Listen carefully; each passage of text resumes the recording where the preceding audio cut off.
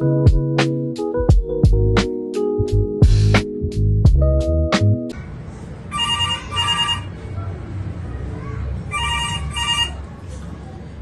good morning, the Grand Table Restaurant. This is Bernice speaking. How can I assist you today? Hi, I would like to reserve a table. Okay, sir. May I know the date and time? On May 25 at 11 a.m. Alright.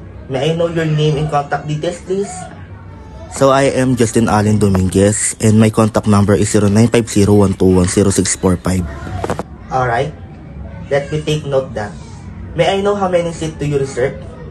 A table for one, please. A table for one. Okay.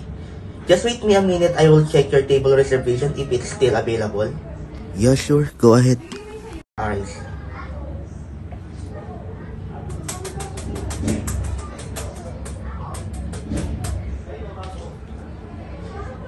Thank you for waiting, sir. Upon checking your table reservation, I would like to say that it has an available seat for you. May I ask, where would you like to sit? On a smoking area or non-smoking area? On a non-smoking area, please. Alright. Are you celebrating a special occasion, sir? No, I'm just having a regular breakfast. Alright. Do you have a special request to make?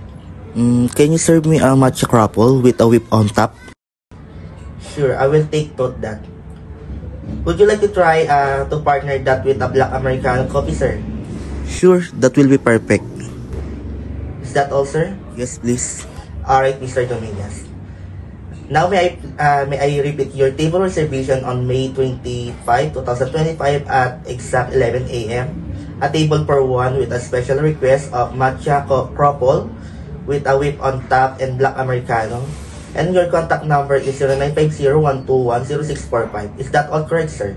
Yes, that's all correct. Alright, thank you for calling in our restaurant. We're looking forward to see you on your reservation.